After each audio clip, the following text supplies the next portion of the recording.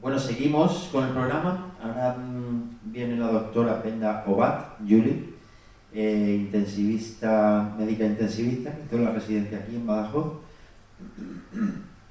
Y un poco, después de la intervención de Carlos, que nos pone un poco en contexto, me apunto, Carlos, algunas jornadas con proyectos que han salido mal, pero bueno, hoy vamos a ver algunos que han salido bien, que estamos algún caso de éxito, de cooperación en salud, que digamos sirve como para inspirar, ¿no? Son inspiradores aparte de ejemplos de buena gestión y tal, ¿no? Entonces, ahora Brenda nos hablará de un caso de éxito en Mauritania. Buenos días. Hola.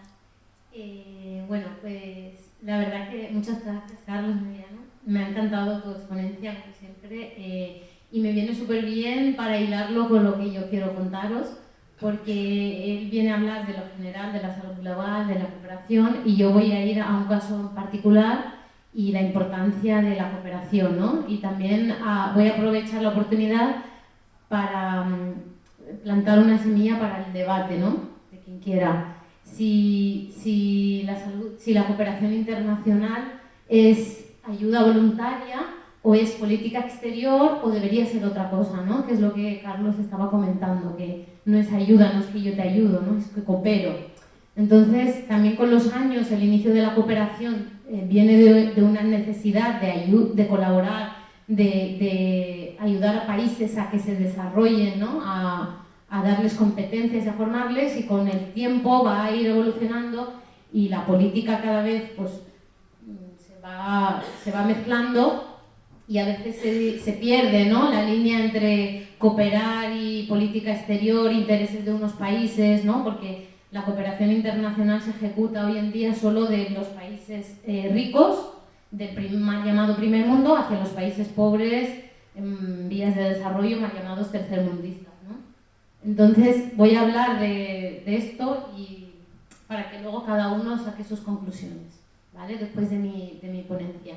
Voy a hablar en concreto de la cooperación en Mauritania y para ello os voy a poner un poco en contexto de las relaciones entre España y Mauritania, porque es muy interesante la relación y porque va a más. En los últimos años, Mauritania y España, cada vez sus relaciones han crecido mucho en los últimos años de una forma muy exponencial.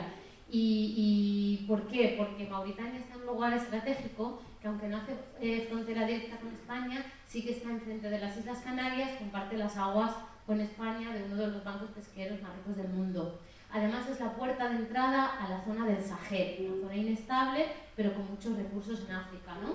Y otro dato interesante es que Mauritania es un país que es transición entre la África negra y la África árabe o norteafricana, ¿vale? De la África de los negros y la África de los moros del norte.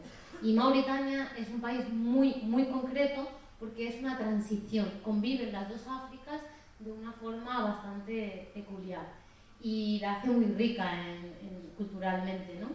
El gobierno de España, como habréis visto en las noticias, ha aumentado mucho su inversión en Mauritania. Muchas ayudas para el control de fronteras, mucho en cooperación para ayudar al desarrollo del propio país, en el intento de impulsar pues, el desarrollo, ha renovado el marco Asociación País, el MAP, a través de la que se dirigen las relaciones entre los países, ha activado una línea de financiación a las empresas, el tejido empresarial español y el mauritano cada día están más unidos. De hecho, 1.500 empresas españolas operan en Mauritania a día de hoy. La cooperación migratoria, como ya lo he dicho, ayudar a formar al personal para que no tengan que venir a emigrar y también para que Mauritania controle fronteras, ¿no? Y formar a personal mauritano aquí en España. El refuerzo de la seguridad, porque está en la línea clave del Sahel, y un dato muy interesante es la profundización de los lazos humanos y culturales. Hay previsto, la Embajada de España quiere abrir un Instituto Cervantes para facilitar esto. La verdad que la historia entre Mauritania y España era más de la que yo misma pensaba. Entonces, España cada vez invierte más dinero en Mauritania en todos los aspectos. Cada vez la cooperación internacional de la Agencia Española de Cooperación es mayor en Mauritania. De ahí que cada vez haya más proyectos de cooperación como en el que yo he trabajado. Mauritania es un país que está en África del Oeste, entre el Sáhara Occidental, Argelia, Mali y Senegal. Está enfrente de las Islas Canarias y es un país con una extensión de 1 millón de kilómetros cuadrados, de la cual el 80% es desierto. Y aún así es un país muy rico en recursos. Es una república islámica, por el 99% de las personas son musulmanas y se rige por las leyes del Islam. Tiene una población aproximada de 4 millones, de la cual el 50% reside en la capital, Nuakchot, y tiene una esperanza de vida de unos 60-64 años, ahí rondan los datos. Nuakchot, que es la capital, tiene una vida de 40-50 años, es una ciudad bastante joven. La propia Mauritania era colonia francesa y se independizó de Francia en los años 60. Es un país, es una población cuya población viene la mayoría de la pesca, de la ganadería y de la vida beduina nómada en el desierto. Por tanto, es un país que está en plena construcción, en plena creación hoy en día. Entonces, el desarrollo es muy diferente y mucho más atrasado que de países en vías de desarrollo. Conviven varias etnias, como ya os he comentado, los moros, árabes, que no es despectivo porque somos moros, yo también soy mora, y hablan el hasanía, que es un dialecto del árabe, que es el mismo que hablamos los saharauis. ¿Vale? Este dato es importante. Luego hay población, una parte son los moros blancos, como yo, mi color de piel, y hablan el árabe y el hasanía. Y luego hay una población negra que se divide en diferentes etnias, están los pular, los soninké, los wolof y los bambara, entre otros, que hablan diferentes lenguas propias. Todos ellos vehiculan en conjunto con el francés, que es lengua oficial, junto al árabe. El gobierno es una república presidencialista y nada, tiene el mar Atlántico, ¿no? Esta es la imagen habitual que vemos en Mauritania, casi todo es desierto. Pero a pesar del desierto, que es un 80%, posee muchos recursos naturales. Tiene unas minas de hierro enormes, que es su fuente principal de exportación económica, bancos de pesca muy ricos, tiene oro, tiene petróleo, acaban de descubrir el gas que van a empezar a explotarlo, o sea, tiene fosfato, tiene todo tipo de minerales. Es un país bastante rico en recursos naturales, como la mayoría de África. Y es estratégico por lo que ya he dicho, por su ubicación. A España cada vez le interesa más. También por el tema de la pesca. Las empresas europeas, los bancos de pesca, ya no pueden pescar en el Sáhara Occidental como hacían hasta ahora, de forma ilegal, porque la Unión Europea ha dicho que ese acuerdo es ilegal. Entonces, les viene bien tener buenas relaciones con Mauritania, por el control de frontera y por la pesca y por los recursos naturales. Entonces, ¿hasta qué punto ayudamos a este país a desarrollarse o nos viene bien ayudarle a desarrollarse porque nos interesa también a nosotros económicamente como potencia? Ahí es donde yo quiero plantear el debate, ¿no? De política exterior o ayuda al desarrollo. Yo creo que es algo en bilateral, es lo que decía Carlos yo vengo de ser un poco hincha, como él decía, ¿no? Por la juventud, de blanco o negro, esto no me gusta, esto sí, yo era así. La cooperación y trabajar en Mauritania me está ayudando a no ser tan hincha, a ser un poco más de escuchar lo que no me gusta también y de escucharlo todo, de enterar todo, de entender que no todo es blanco, no todo es negro, ni el bueno es tan bueno, ni el malo es tan bueno, ¿no? Y esa perspectiva también me ha ayudado a trabajar en cooperación, que es una cosa que yo tradicionalmente como refugiada he criticado y he dicho, no me veo ahí, ¿no? Y mira, escupiendo para arriba como siempre. Voy a hablaros un poquito del sistema sanitario en Mauritania para que entendáis lo que hemos hecho, la hazaña. Es un país en vía de desarrollo, rápido crecimiento demográfico, como ya os he dicho, vida rural, que se están un éxodo masivo a las capitales, ¿no? La mitad de la población del país se encuentra en Nuakchot.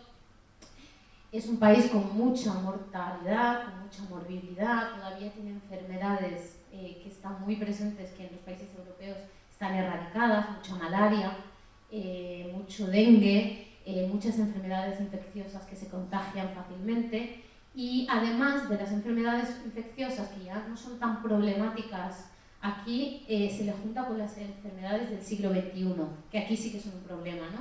La cardiopatía isquémica, la diabetes, la hipertensión, secundarias a la alimentación y el estilo de vida.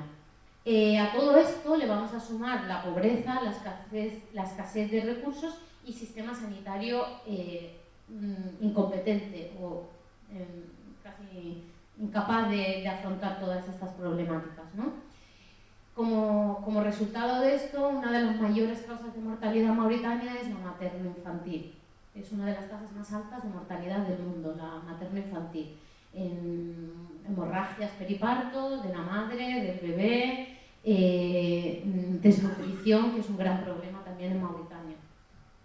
El sistema sanitario en Mauritania está articulado de forma piramidal. En las bases tenemos los puestos de salud, los centros de salud, luego van los DRAS o centros regionales, hospitales pequeñitos. En la cúspide pues está el gabinete del ministro, los departamentos centrales, hospitales mucho más grandes nacionales y luego hay otros establecimientos. Se junta la medicina tradicional también, que tiene mucho poder, de las medicinas típicas del desierto, los remedios naturales, con la medicina convencional que está en crecimiento. Mauritania destina muy poco dinero de su presupuesto nacional a la sanidad, un 4,6% es el último dato.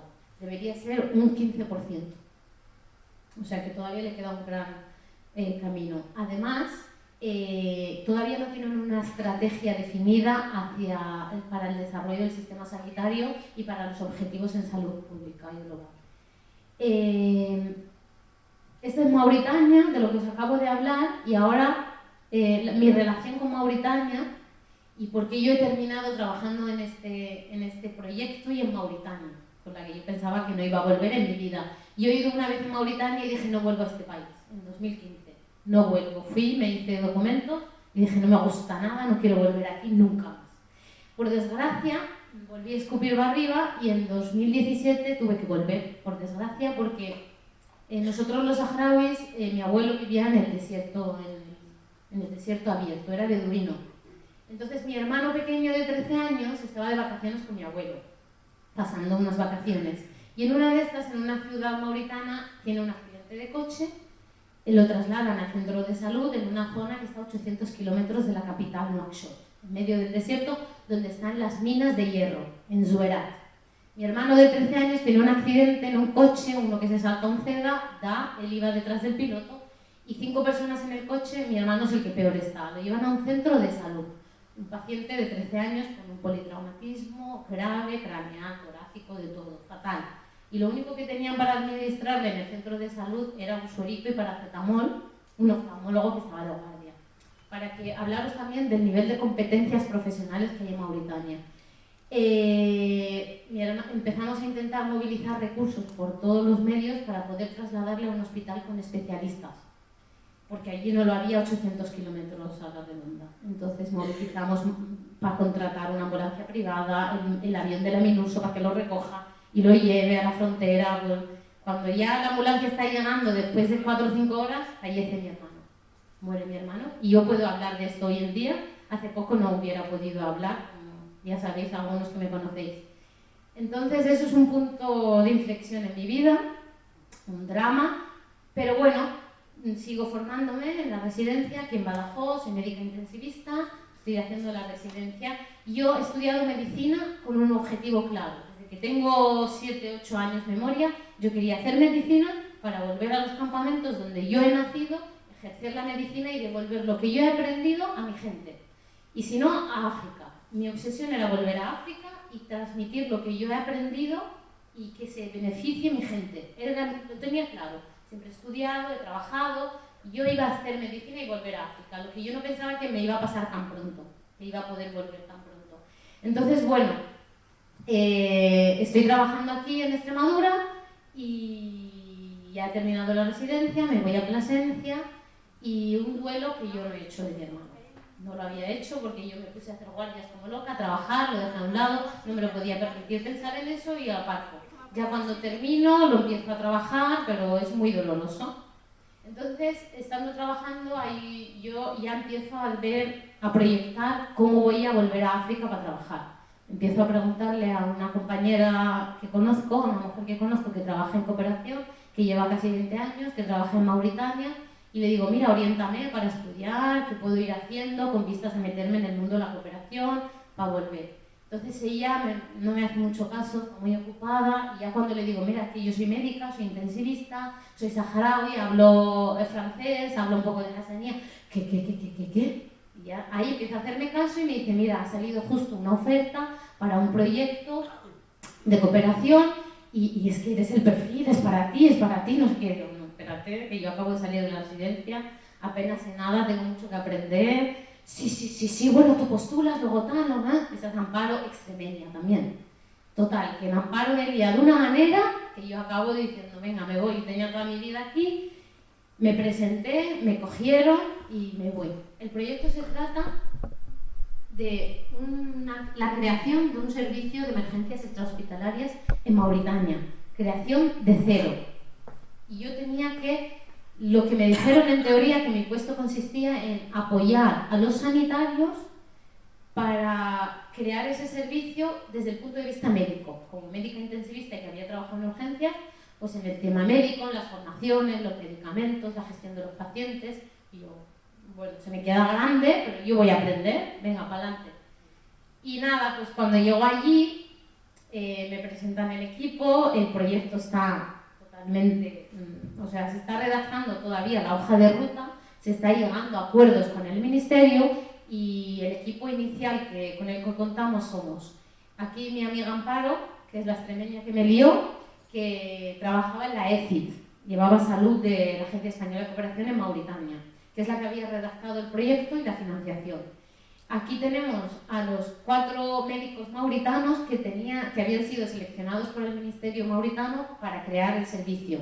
Tenemos doctor Limán, que es un traumatólogo, doctor Isaui, cirujano general, doctor Teis, que es endocrino, y doctor Erebi, que es también traumatólogo. Ninguno había trabajado en urgencias, no sabían nada de urgencias, eran súper especialistas.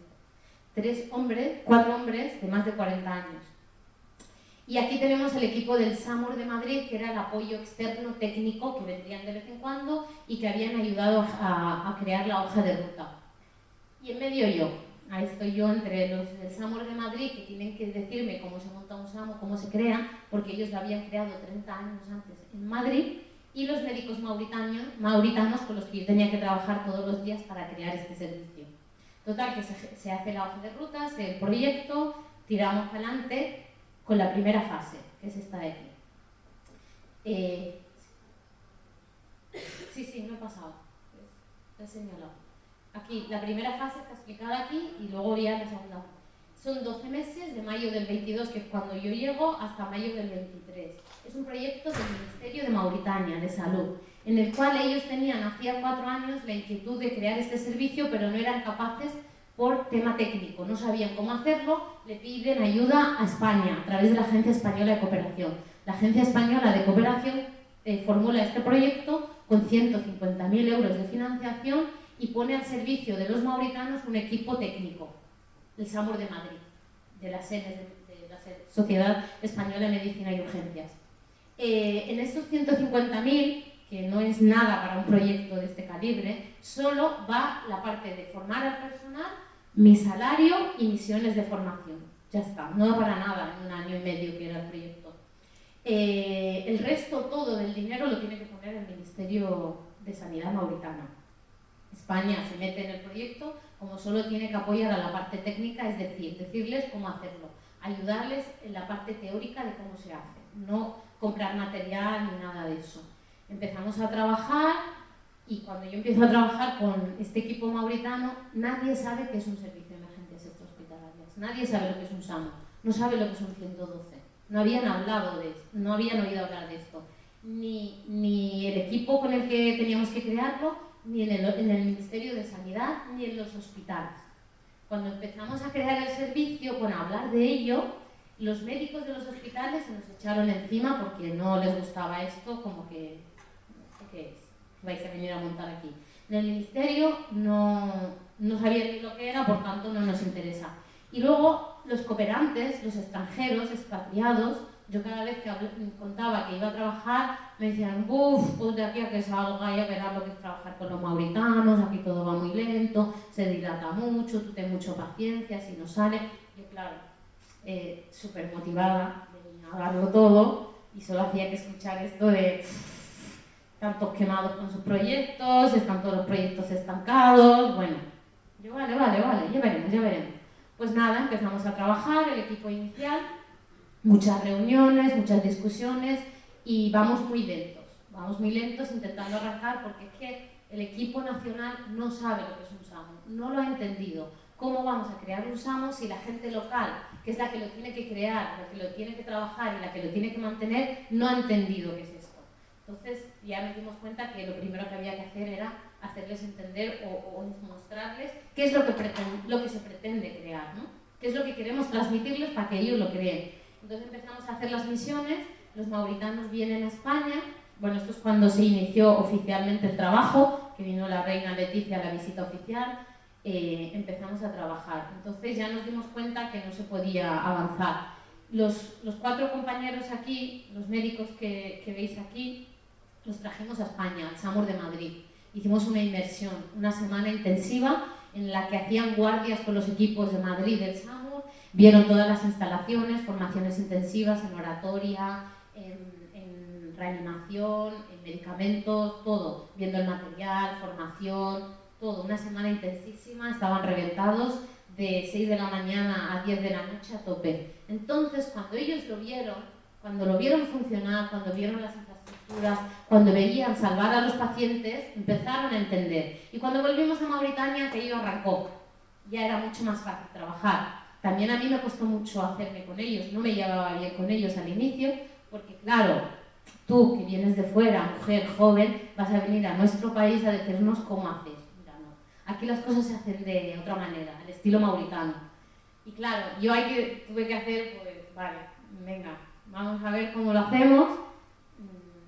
Les tuve que demostrar que era válida, que sabía de lo que hablaba, que podían confiar en mí y que yo iba a trabajar más que ellos. Entonces, poco a poco me fui ganando su confianza, pudimos hacer equipo y aprendimos a hacer de todo, yo incluida. Yo venía de la UCI, de tratar pacientes y aprendí a hacer Excel, a hacer gráficas, a gestionar equipos, a crear programas de formación, a hacer pedido de lista de medicamentos, pedida de listas de materiales, a organizar material. Aprendí a hacer de todo.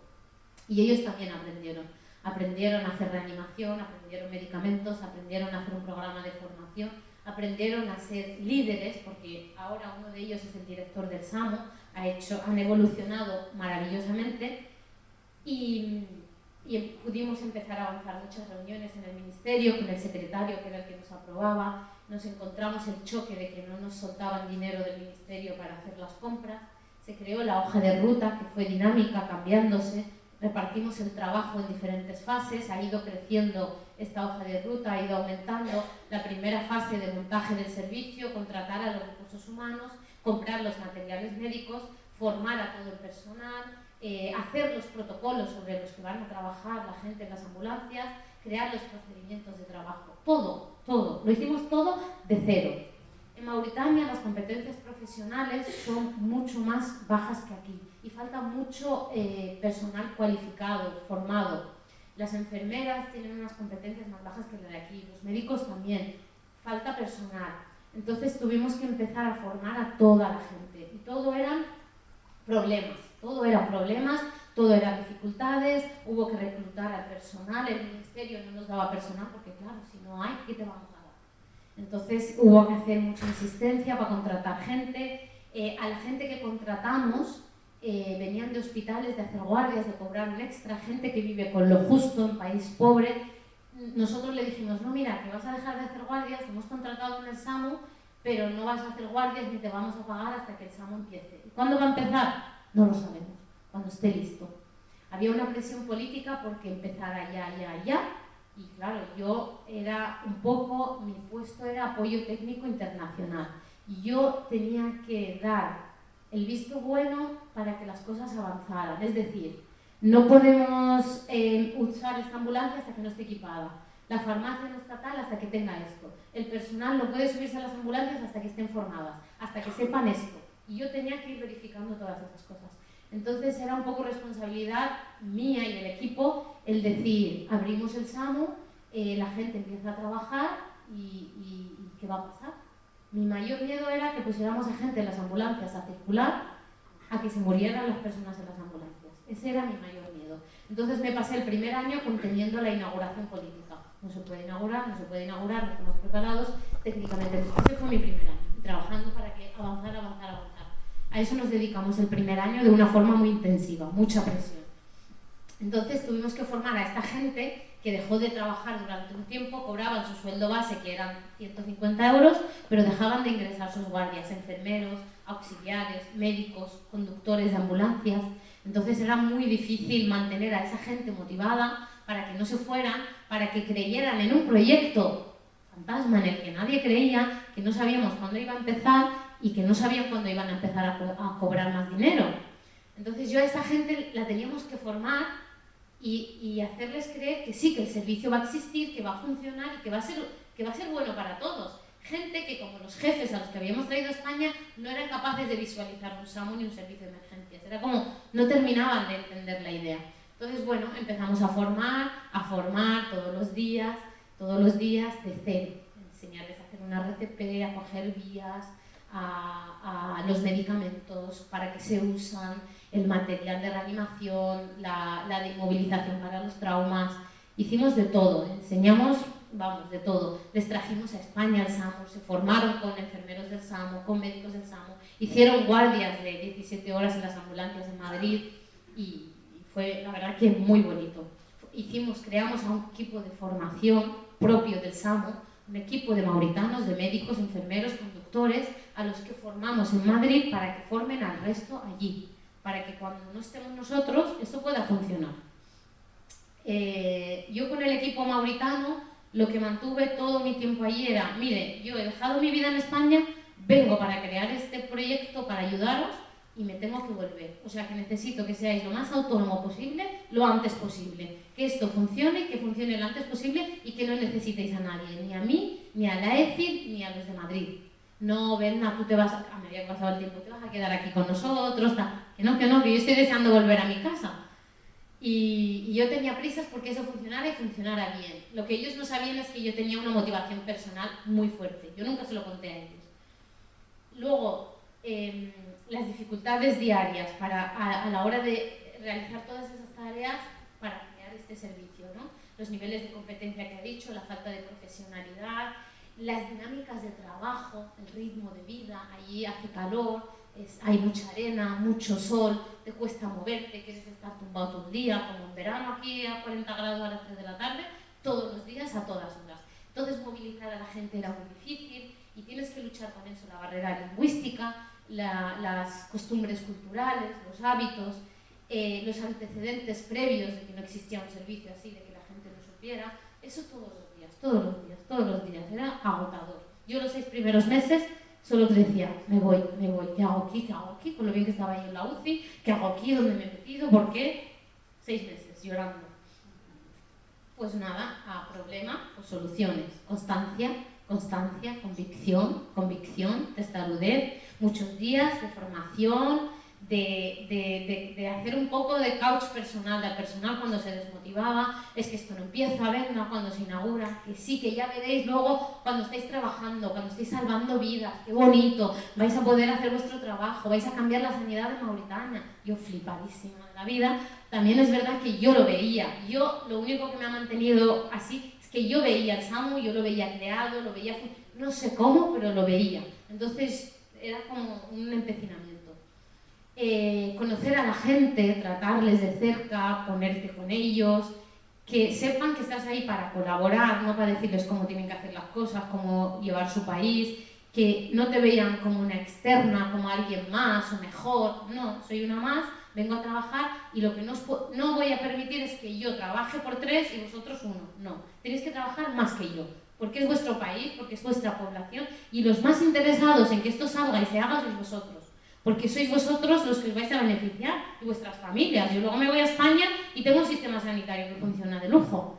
Entonces, todos los días así, con todo el mundo, en el ministerio, con los enfermeros, formando. Como no teníamos dinero para formación, porque el ministerio no nos lo daba y en el ministerio, en el proyecto de la ECID no daba las cifras, hacía yo las formaciones, porque no podíamos contratar formadores. Entonces yo he hecho formación de todo. Aquí veis en las fotos, estamos haciendo mucha simulación, porque es por repetición. Ellos aprenden por repetición. Saber cómo la gente aprende, cuál es lo que le interesa para meterte y que les llegue lo que tú les quieres contar, ¿no? Todo el día hacemos simulaciones, todos los días, casos clínicos. Me inventaba los casos clínicos por la noche y por la mañana, simulaciones, y otra vez. Les daba los protocolos que los hacía conjuntamente con el equipo de Madrid, se los presentaba la teoría en las aulas y luego hacíamos partes prácticas.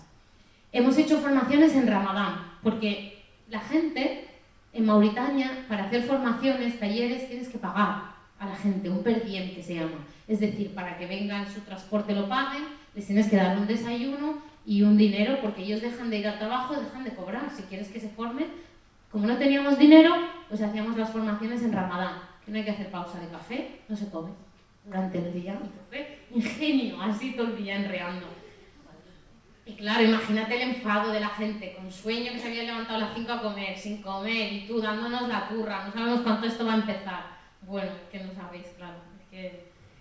Total, que tiramos para adelante, todavía nadie cree en el proyecto, es que lleváis trabajando casi un año, aún no hemos visto nada, ¿y qué pasa? El ministerio, los hospitales, ahora ponte de acuerdo con los hospitales para hacer los protocolos, para que reciban a los pacientes cuando tú los lleves en la ambulancia.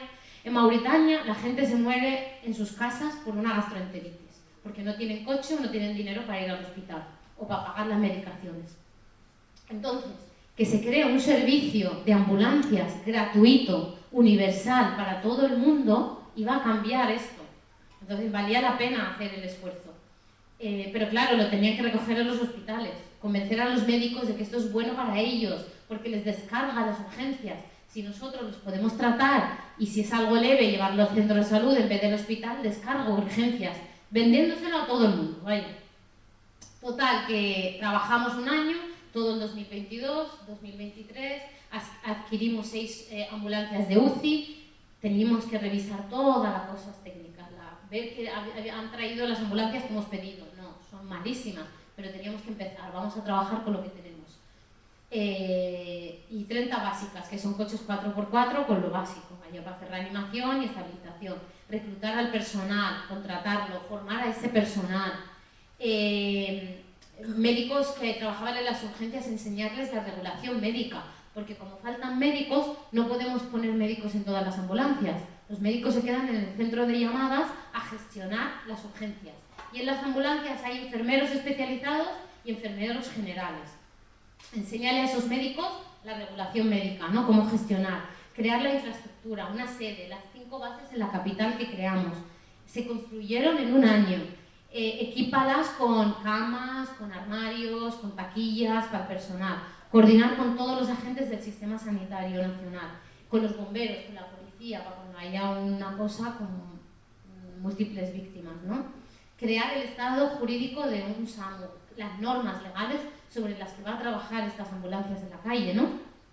Y bueno, el 19 de junio del 2023, contra todo pronóstico y aún sin todo perfecto, como yo tenía en mi mente, tuvimos que inaugurar. Porque es verdad lo que se aprende, que los extremos, ¿no? Nunca va a estar perfecto el SAMU para que lo inauguremos, como está en mi mente de médica, ¿no? Pero conseguir un mínimo para que podamos inaugurar. ¿Por qué? Porque si no, los políticos dejan de apoyar ese proyecto, el dinero deja de llegar y las necesidades que yo ya he visualizado, pero que a nivel terreno no se ven, una vez que esté en marcha va a ser más fácil pedirlas, ¿no? Una vez que el SAMU esté funcionando, va a ser más fácil que la gente lo vea, que vea la utilidad, que se lo crea y que, por tanto, cuando yo pida más medicamentos, más material o más personal, lo entiendan y los políticos lo den, ¿no? Los políticos también necesitan esta parte de adjudicarse tanto, ¿no? Mira, hemos creado este servicio.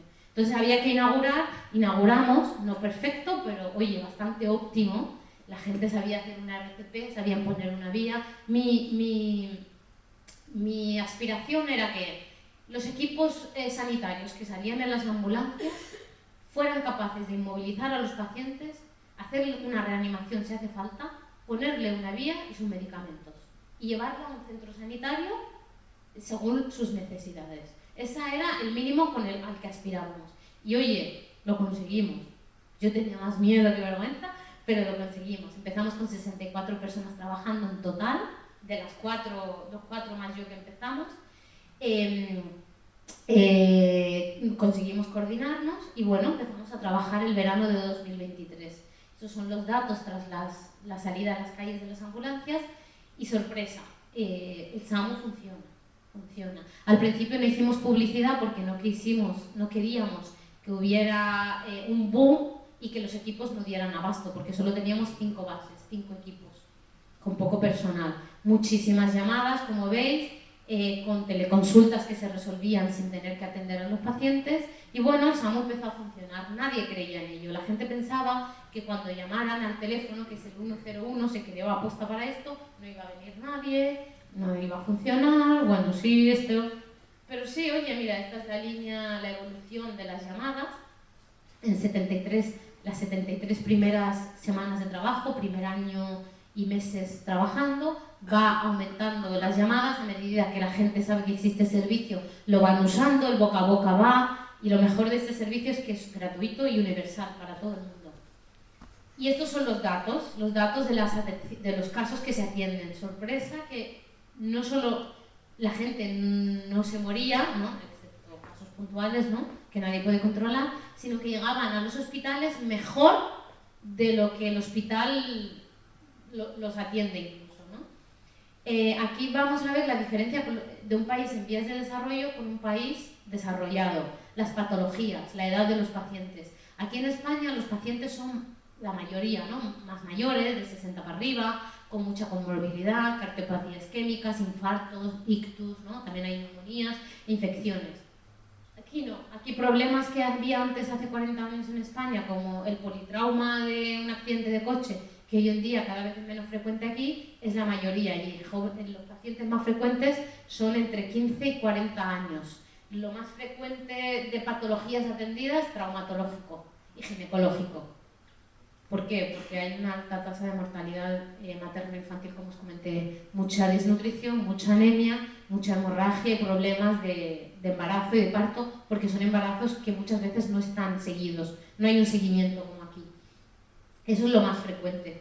Y bueno, la verdad que empezó a funcionar cada vez más y el SAMU ya es una realidad. Cuando se empieza a ver que funciona, que ostras, en las redes sociales la gente comenta, oye, que he llamado, que esto de verdad funciona, que no solo han tardado poco, sino que han venido gente profesional, que han hecho su trabajo rápido y se han llevado a la persona. Era la noticia después, ¿no? Y un éxito, empieza eso a funcionar, va todo mejor, vamos reclutando más gente, empiezan a llegar los intereses al SAMU, nadie le interesaba, ahora sí. Entonces, bueno, de lujo. Nos llaman de bancos, de ministerios, de empresas para que formemos al personal en reanimación, los hospitales ya se abren a que trabajemos los protocolos y todo va a mejor. Los mauritanos siguen haciendo misiones aquí, los españoles siguen yendo allí, ahora ya para seguir formando, pero también para evaluar cómo va, ¿no? El equipo del SAMUR de Madrid hace un trabajo de evaluación técnica, es decir, de la última vez que vinimos y los objetivos que había, a ver qué habéis conseguido, a ver cómo va esto, a ver dónde hay que apretar más, ¿no? Entonces, genial. Hoy en día el SAMU ya es una entidad autónoma, como un hospital cualquiera Mauritania, pero es un servicio de emergencias como el 112 aquí en Extremadura, con su director, con toda su instructora, con su estatuto legal. Tienen más de 300 personas ya trabajando en total. Tienen más de 60 vehículos, entre ambulancias, vehículos rápidos.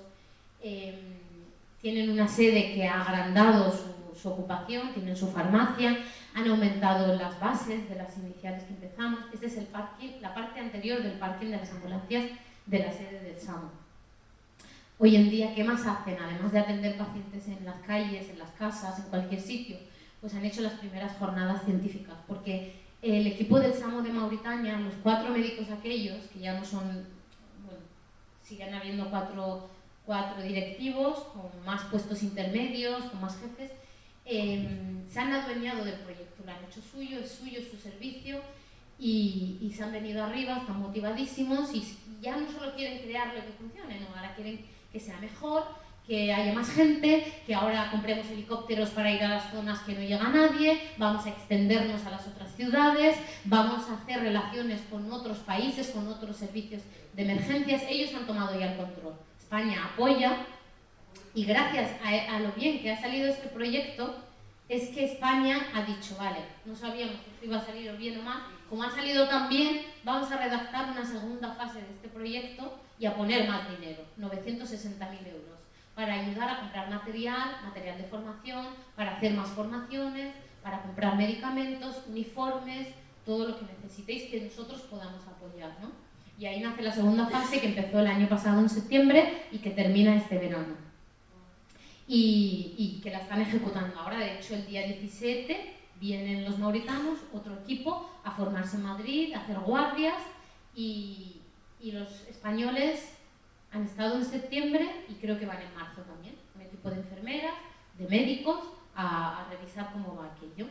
Y ahora están en la segunda fase. ¿Qué hacen en la segunda fase? Además de seguir creciendo, más personal, más bases, más vehículos, pues han empezado a hacer otras actividades extraordinarias, ¿no? Fuera de la atención asistencial.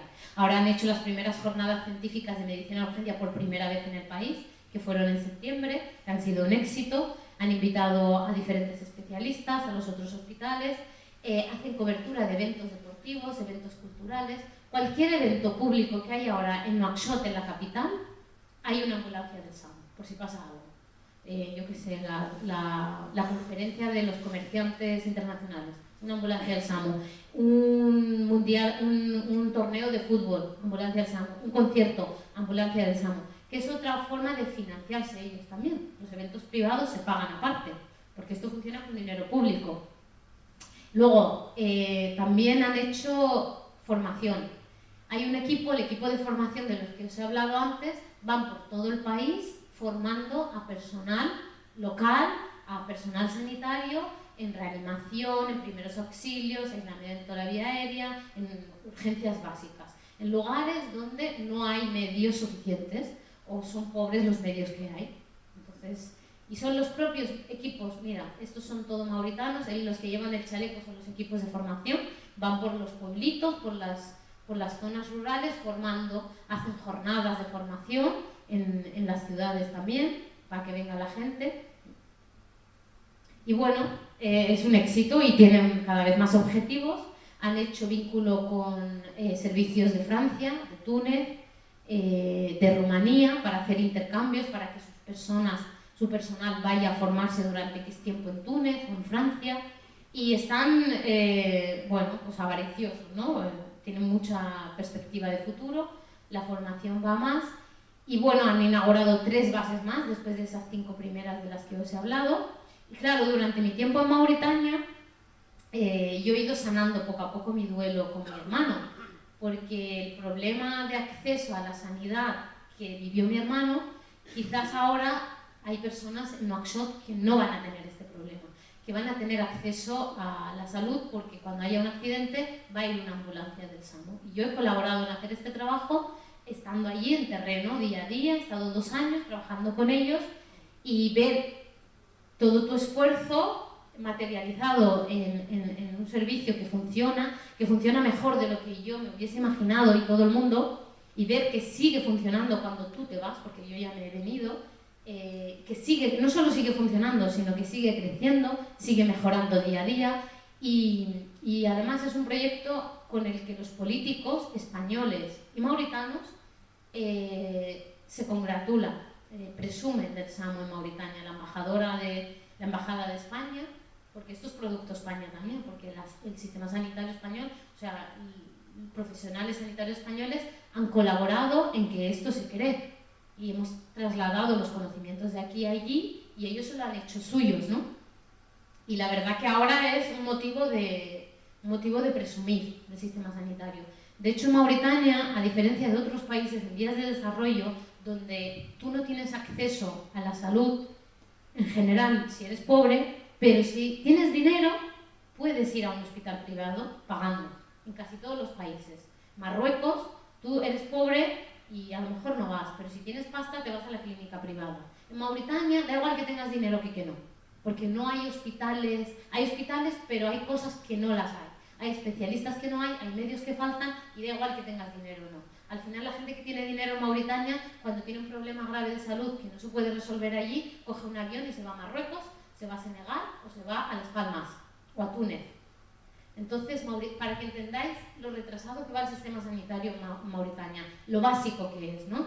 Entonces, crear un servicio de emergencias que funcione bien, que por primera vez se trabaje protocolizado, con procedimientos, con personal formado, con una metódica de trabajo que no la había, es un cambio en todo el sistema sanitario mauritano. Entonces, el SAMU, además de salvar vidas todos los días, ha hecho un cambio en el sistema sanitario mauritano. Es un ejemplo para que otros lo sigan.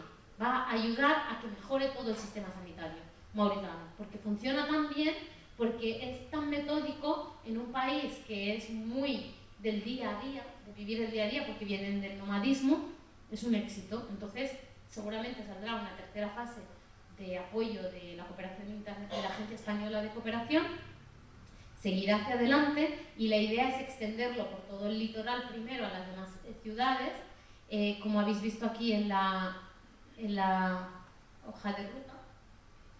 En la hoja de ruta, ahora estamos aquí, enero 2024, diciembre es la segunda fase, se está finalizando de cubrir Nouakchott, se han construido ya más de 6 bases y se están medicalizando las ambulancias, es decir, que haya médicos en las ambulancias, médicos de urgencias formados para ello. No se puede pasar a la siguiente fase, aunque ponga aquí enero del 2025, porque un criterio para pasar de una fase a otra es que esté completada. Entonces ahora estamos en transición entre una y otra, a punto de pasar a la siguiente fase, ¿no? En la que van a extenderse a las demás ciudades, Madibu, Rosso, son las que están en el litoral, extensión a otras wilayas, al interior del país, y hacer unidades especiales, como psiquiatría, pediatría, ambulancias especializadas, y bueno, todo lo que a ellos se les ocurra, porque se han venido arribísima. Y nada, yo estoy muy orgullosa, me siento muy realizada a nivel profesional y muy agradecida a nivel personal, porque para mí ha sido una forma de sanar mis propias heridas, y también ha sido, creo que una de las cosas de éxito, detrás del éxito del SAMU de Mauritania, es que los mauritanos se han adueñado han visto la necesidad, se han adueñado del proyecto y lo han desarrollado ellos, lo han tirado para adelante y ahora es de ellos. Y creo que eso es lo que tendría que ir la cooperación internacional. Cualquier tipo de cooperación, su objetivo debería ser transmitir las competencias y que la gente local sea la que tire para adelante los proyectos, porque si no, no tiene sentido. Mientras tú estás ahí va a funcionar, pero cuando tú te vayas, y al final, detrás de eso, detrás de esa creación de dependencia de la cooperación, lo que se esconde al final es la colonización, ¿no? Ellos no saben hacerlo, ellos no pueden, nos necesitan, ellos no saben hacer esto. Es este paternalismo secundario a la colonización, cuando en todo el mundo todos tenemos competencias, todos podemos adquirir habilidades, todos podemos aprender y todos podemos mejorar.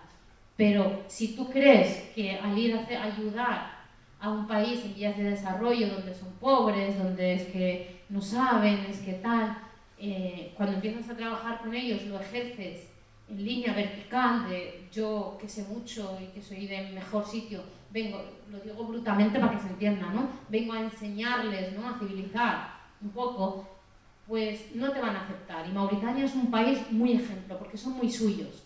O sea, son nuestro país, nuestras normas, y tienes que respetarlo. Entonces, meterte con ellos, que te acepten y que te integren es muy difícil, muy difícil. Y si no lo consigues, el proyecto no va a salir. Y de hecho ese es el problema en Mauritania, que hay muchos proyectos estancados por esto. Porque están los expatriados por un lado, los mauritanos por otros, no se entienden y ahí está eso fluyendo el tiempo y prolongando los proyectos. Entonces creo que un motivo de éxito es esto, ¿no? El haber hecho equipo con ellos, el que me vieran como a una más, el trabajar con ellos todos los días, el escuchar a todo el mundo, el entender, el hecho de que yo soy africana, de que soy refugiada, de que soy mora, de que he aprendido el idioma, puedo comunicarme mejor con ellos, de que conozco la religión, la cultura, las tradiciones. Creo que eso ha sido una clave. Yo he sido el punto intermedio entre la ECI, entre los mauritanos y entre el equipo de apoyo técnico español. Entonces yo estaba en medio de todos ellos y lo que tenía que hacer era gestionar por una parte la burocracia y el dinero de la ECI, los conocimientos del Chamor de Madrid y transformar eso para que les sea útil y que lo usen los mauritanos y que ellos tengan el poder de ejecución.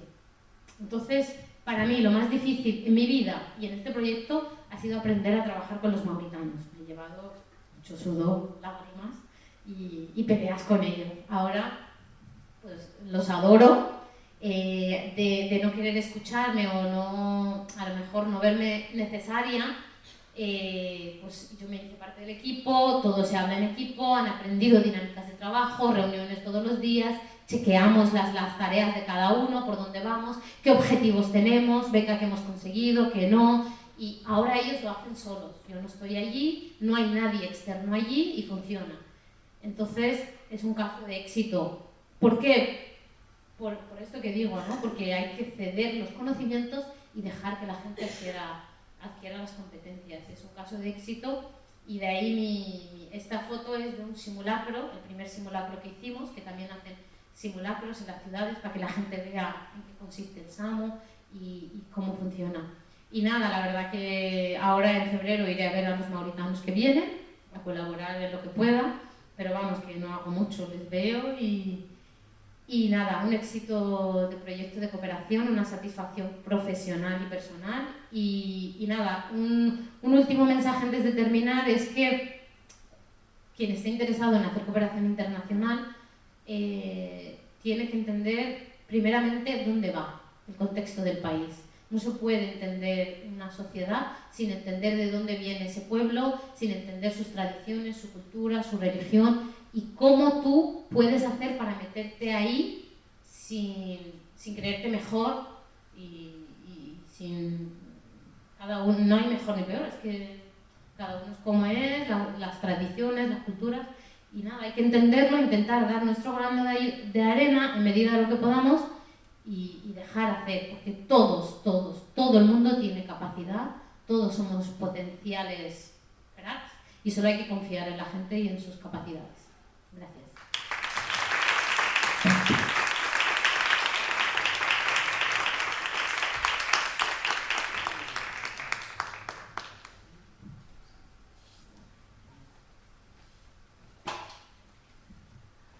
Brenda, yo no quiero preguntarte nada, quiero darte la enhorabuena. Yo sé lo que vales porque hemos trabajado juntas en situaciones críticas muchas veces, pero entiendo la dificultad que has tenido para demostrarle a la gente lo que vales y sobre todo de una manera altruista, aunque en el fondo llevaras tu cura personal, ¿sabes? Que te sirviera de motivación, pero creo que hay que poner en valor lo que has hecho porque es admirable, no siguiente. Así que, de verdad, enhorabuena porque me parece, como te digo, vamos, increíble.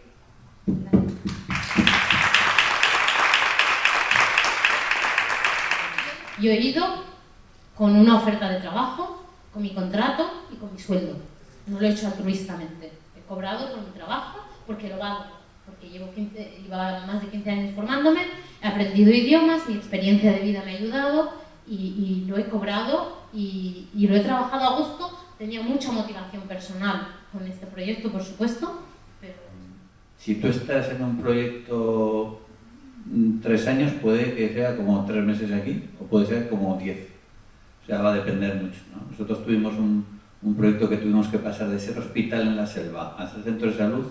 Tenía 2 años y me dejaron 6 meses para hacerlo, ¿no? Aún sigue funcionando como centro de salud después de 20 años, o sea que éxito tuvimos. Pero cuando me dicen, ¿pero entonces has estado 6 meses? Digo, no, esos son 2 años de trabajo, ¿no? Entonces, felicidades porque yo creo que es un tiempo. Con el tema del voluntariado, yo creo que un pequeño matiz. Estoy completamente de acuerdo. Muchas veces cuando dicen, ay, es que el voluntariado... A ver, yo creo que es un trabajo personal, pero también es voluntario. El voluntario exclusivo tiene su perfil y tiene su lugar, ¿vale? O sea, lo que no podemos pretender es que una persona voluntaria haga un trabajo profesional 100%, ¿no? Pero sí que tiene su lugar el voluntariado en el trabajo, depende, bueno, un poco del perfil de lo que se busque o de lo que se quiere. Y por último, la pregunta era, ¿has tenido algún problema de comunicación por el hecho de ser mujer? Sí, estoy de acuerdo contigo con lo del voluntariado, a eso me refería, no profesionalizar, ¿no?, el trabajo voluntario.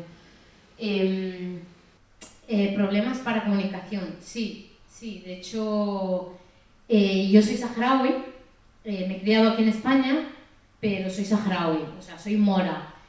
Los mauritanos y los saharauis somos primos hermanos, como extremeños y andaluces, más o menos, y tenemos las mismas tradiciones, cultura, religión, forma de vestir, nos parecemos mucho.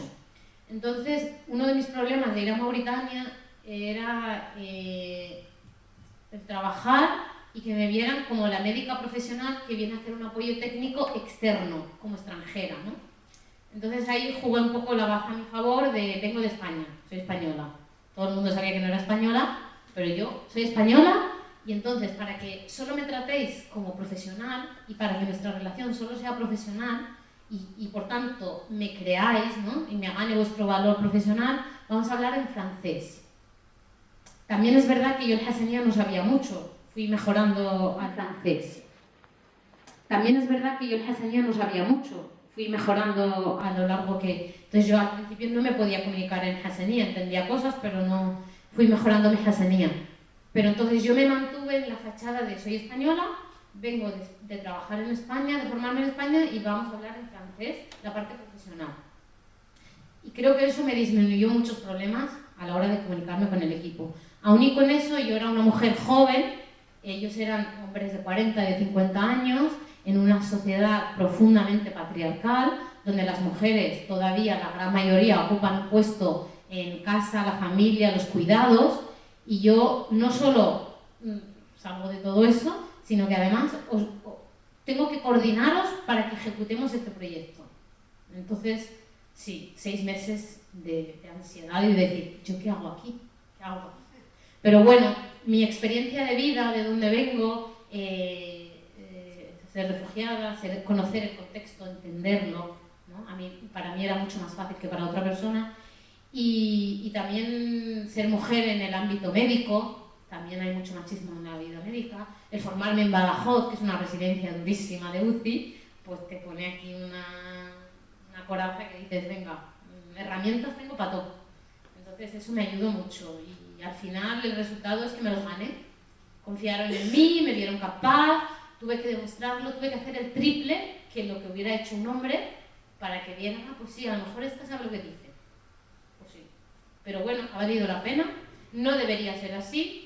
Y de hecho, yo estando allí promovía que las mujeres participaran, que hubiera tanto número de mujeres que de hombres, tal. Me he ido yo y están haciendo un SAMU de hombres. Así que me va a tocar volver a Mauritania a corregir algunas cosas, porque están haciendo un SAMU de hombres. Ahora cuando les vea se lo voy a decir. De hecho, se acordarán de mí seguramente con este tema. Sí, me estarán, por eso lo digo. Les voy a mandar el vídeo. Están haciendo un SAMU de hombres, no puede ser. Hay que capacitar. Y si aquí ya cuesta, pues allí mucho más, porque los cuidados, todo cae sobre las mujeres. Vale, ¿alguien más?